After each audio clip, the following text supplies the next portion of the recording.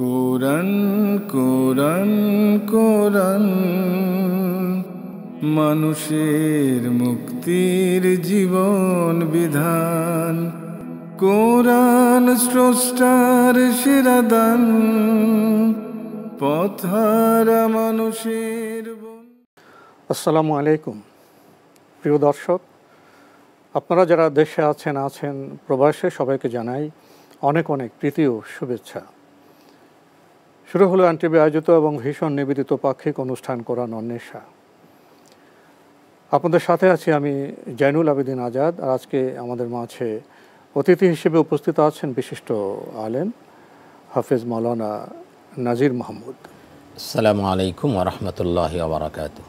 প্রিয় দর্শক, আমরা আজকে পবিত্র কোরআনের সূরা আল আরাফের 189 থেকে 194 এই 6টি আয়াতের এই কয়েকটি আয়াতে কি বলা হয়েছে এবং এখান থেকে আমরা কি শিক্ষা নিতে পারি সে সম্পর্কে জানব হাফেজ মাওলানা নাজির মাহমুদ ভাই আপনার কাছ থেকে। আলহামদুলিল্লাহি ওয়ালিজ্জিহি ওয়াসসালাতু লিআহলিহা ওয়া বা'দ।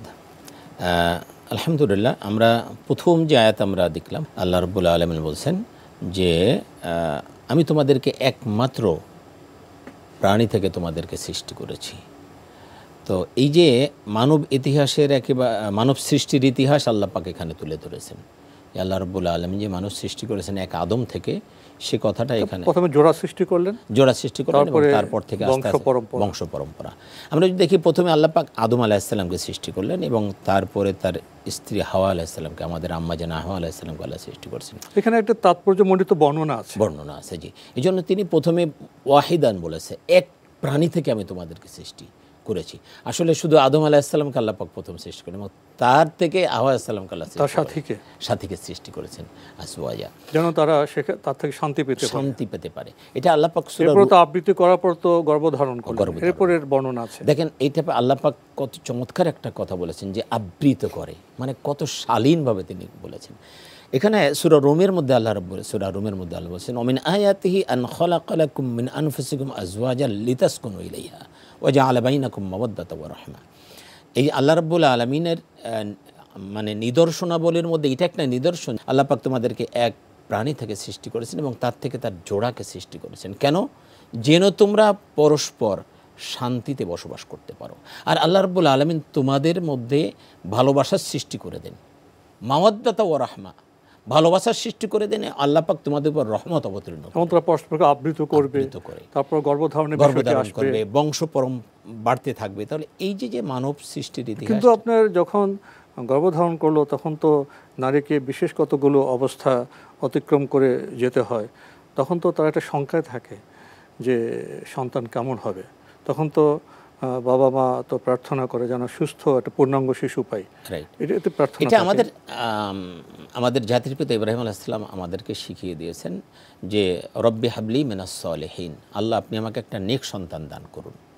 ছেলে মেয়ে বড় কথা না, বড় কথা আল্লাহ নেক সন্তান দান করুন। আমাদের পিতা আমাদেরকে এভাবে শিক্ষা দিয়েছেন, তোমরা যখন আল্লাহর কাছে সন্তান চাইবে তো এটা চাও যে আল্লাহ আপনি আমাকে একটা নেক সন্তান দান করেন, আর পরকালে জান্নাতে যাওয়ার একটা ওসিলা হয়ে যায়। আর সন্তান যদি মানে দুশ্চরিত্রের হয় তো দুনিয়াতে মা বাবার দুঃখ কষ্টের আর শেষ থাকে না। দুনিয়াতেই এমন কথা তো বলে, এমন সন্তান হওয়ার চেয়ে না হয় ভালো, এরকম মা বাবা বলতে থাকে যে সন্তান হওয়ার চেয়ে, আপনি চমৎকার এরকম সন্তান হওয়ার চেয়ে না হওয়াই ভালো ছিল। তো এই যে দুনিয়াতে কষ্ট এবং আখেরাতেও তার জন্য এরপরের যে কথাটি, আল্লাহ তো বান্দার প্রার্থনা শোনেন, দোয়া কবুল করেন। যখন সুন্দর পূর্ণাঙ্গ নয়নাভিরাম যে সন্তান যখন পৃথিবীতে ভূমিষ্ঠ হয়, তারা তো বলছিল আমরা কৃতজ্ঞ হব। অনেকে কি কৃতজ্ঞ হয়? তারপরে আচরণটা কেমন? তারপর আস্তে আস্তে অনেকে অকৃতজ্ঞ হয়ে যায়। আল্লাহ পাক সে কথা বলছেন, তারা আস্তে আস্তে শিরকের দিকে চলে যায়, শরীক করে ফেলেন, শরীক করে আল্লাহর সাথে। সন্তান দিলেন আল্লাহ, যার কাছে দোয়া করা হলো, ভূমিষ্ঠ হওয়ার পরে তারা নানা জায়গায় চলে যায়, নানা শরীক সাব্যস্ত করে।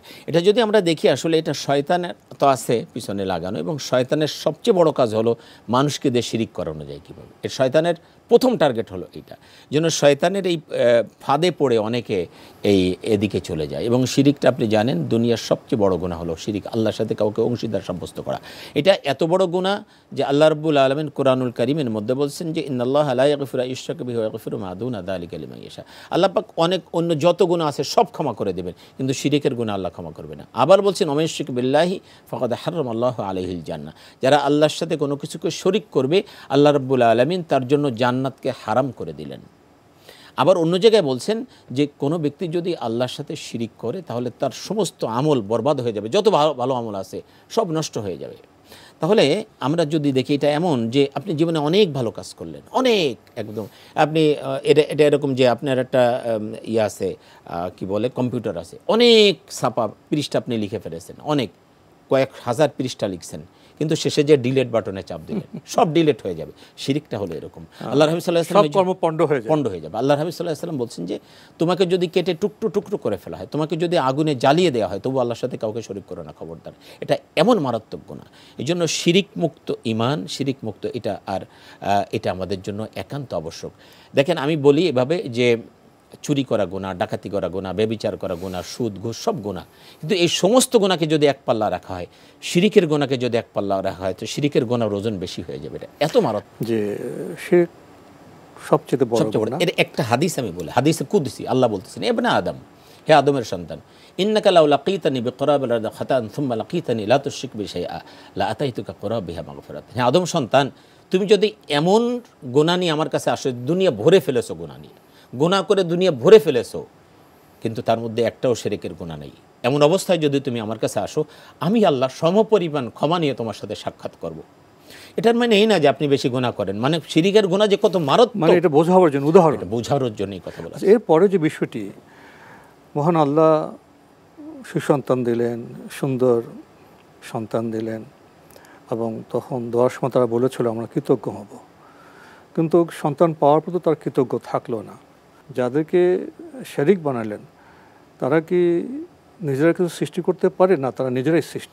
এই কথা আল্লাহ বলছেন আয়ুশরিকুনা মা লা ইয়াখলুকু শাইউন হুম ইয়াখলাকুন। তারা কি আসলে তুমি যার শিরিক করতেছো, আল্লাহর সাথে অংশীদার সাব্যস্ত করছো, দেবদেবীর পূজা করতেছো। আরবের লোকটা এটা করতো, আপনার লাত মানাত ওজ্জা হবল এগুলো তারা দেবদেবী বানিয়েছিল, মনে করতো কোনোটা শক্তির দেবতা, কোনোটা বিদ্যার দেবী, কোনোটা ধন সম্পদের দেবতা, কোনোটা আমার সিরি চেহারার দেবতা, এভাবে বিভিন্ন পার্ট ভাগ করে দিয়েছে। আল্লাহ বলছেন তুমি যার শরিক করতেছো যাদেরকে, এরা কি কখনো কিছু শরিক সৃষ্টি করেছে? আয়ুশরিকুনা মা লা ইয়াখলুকু শাইউন হুম ইয়াখলাকুন, বরং তারা নিজেরাই সৃষ্ট। আচ্ছা দেখেন, আপনি নিজে হাতে বানাচ্ছেন এগুলোকে, আবার নিজেই তার সামনে মাথা নত করে দিচ্ছেন। আল্লাহ পাক সূরা হজের মধ্যে একটা বলছেন, চমৎকার একটা উদাহরণ, ইয়া আইয়ুহান নাস, হে মানব সম্প্রদায়, দুরিবা মাসালুন ফাসতামিউ লাহ, তোমাদের সামনে একটা উদাহরণ আমি পেশ করতেছি। উদাহরণটা কি?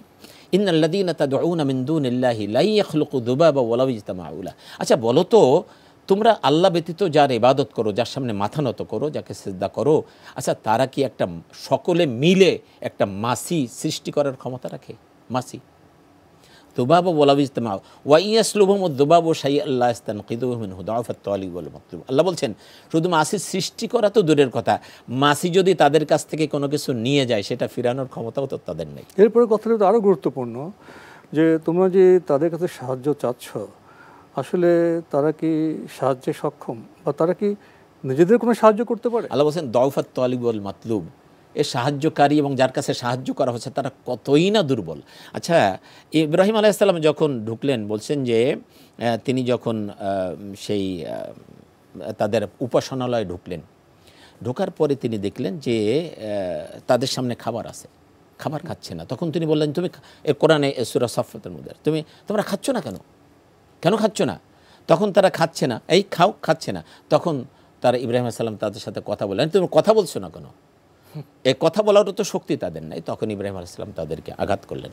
তো এই যে অসারতা, আসলে যে তাদের আল্লাহ বলছেন তাদের নাকের ডগায় যদি মাছি এসে মানে মল ত্যাগ করে, তাও সরানোর ক্ষমতা তাদের নেই।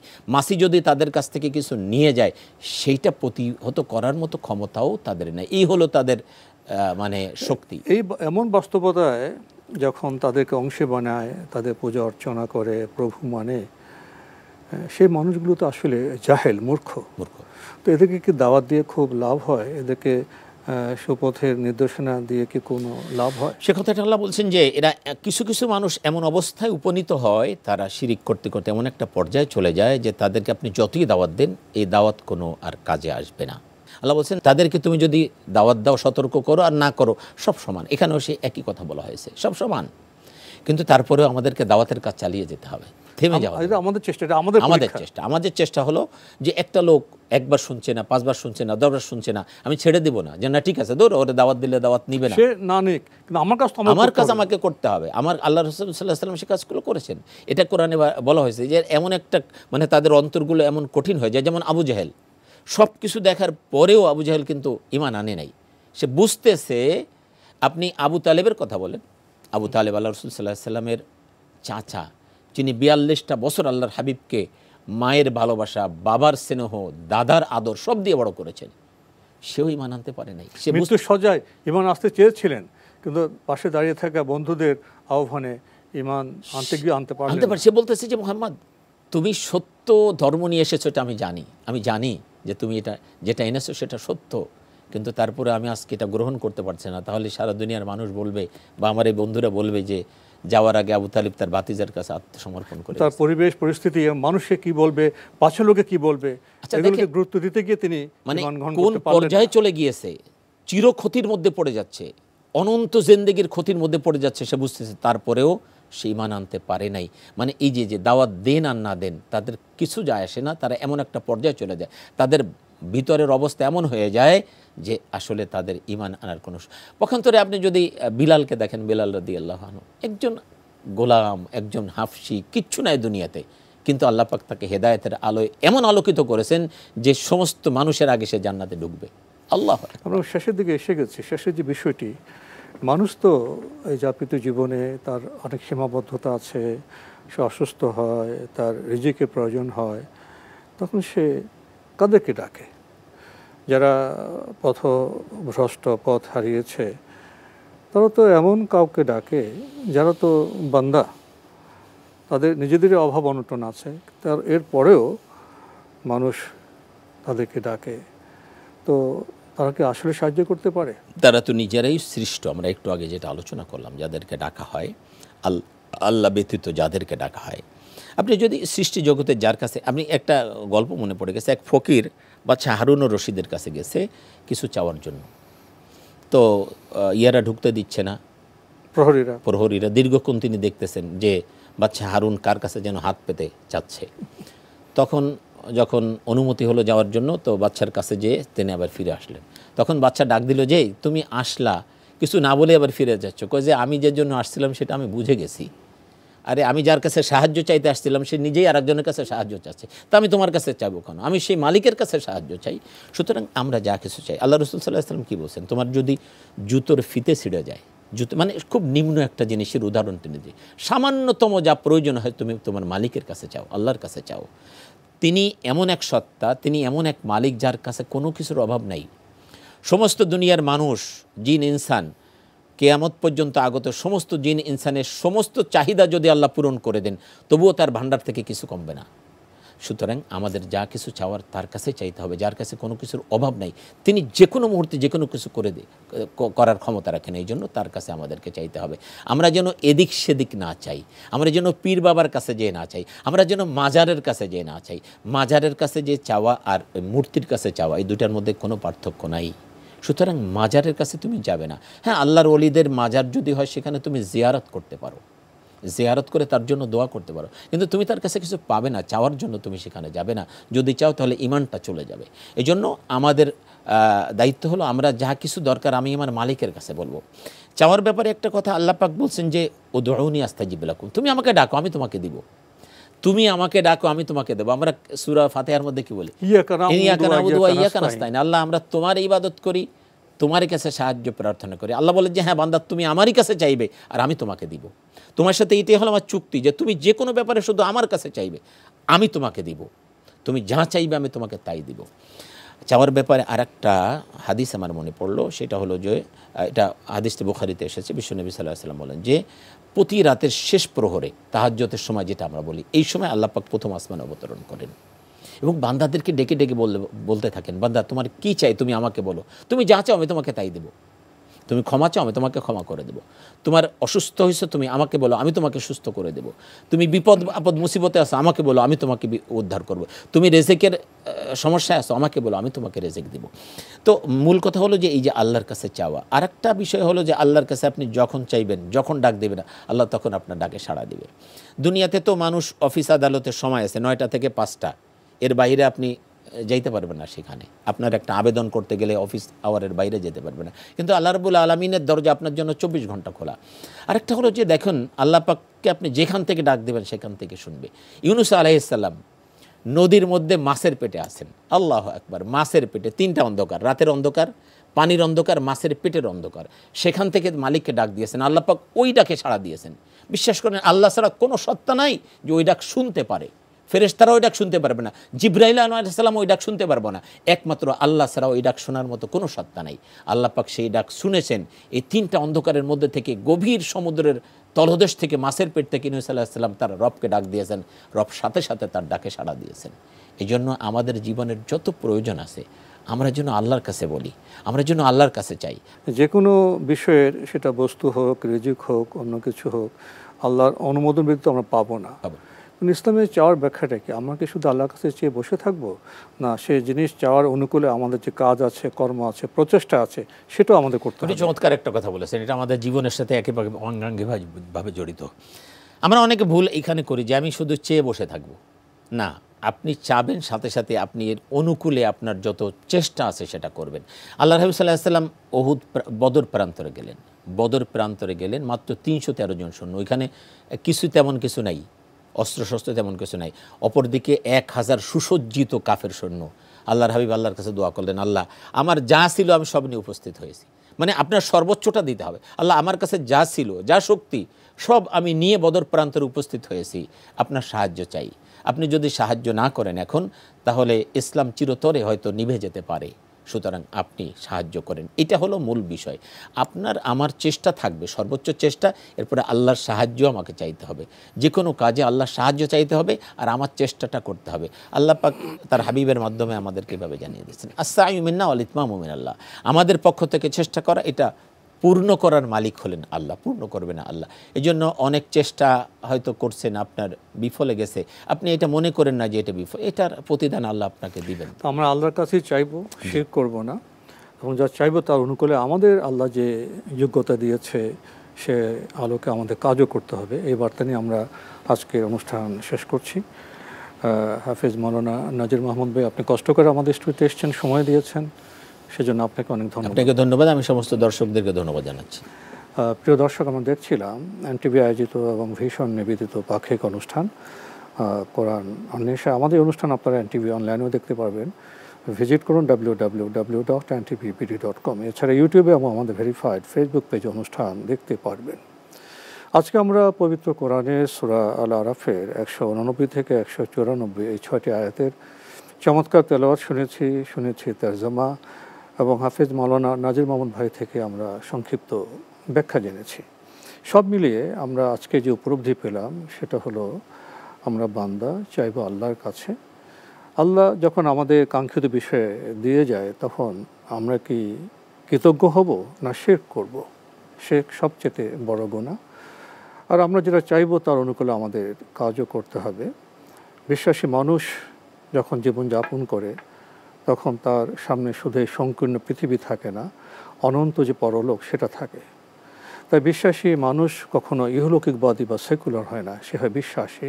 তার সব কাজ এ দুনিয়াতে থেকে দুনিয়াকে সুন্দর করবে, পরিপুষ্ট করবে, সমৃদ্ধ করবে, কিন্তু তার লক্ষ্য থাকবে আখিরাত। যে আখিরাতে বিশ্বাসী, সে কখনো আল্লাহর প্রতি অকৃতজ্ঞ হতে পারে না, সে শিরক করতে পারে না। এই বার্তা নিয়ে আমরা আজকের অনুষ্ঠান আমরা এখানে শেষ করছি। মহান আল্লাহ আমাদের সবাইকে নিরাপদে রাখুন শান্তিতে। আসসালামু আলাইকুম। পথহারা মানুষের বন্ধু কোরআন, কোরআন ডেকে যায়, হতাশা কেটে যায়, শান্তির মোহনায় এ যে ফুরকান।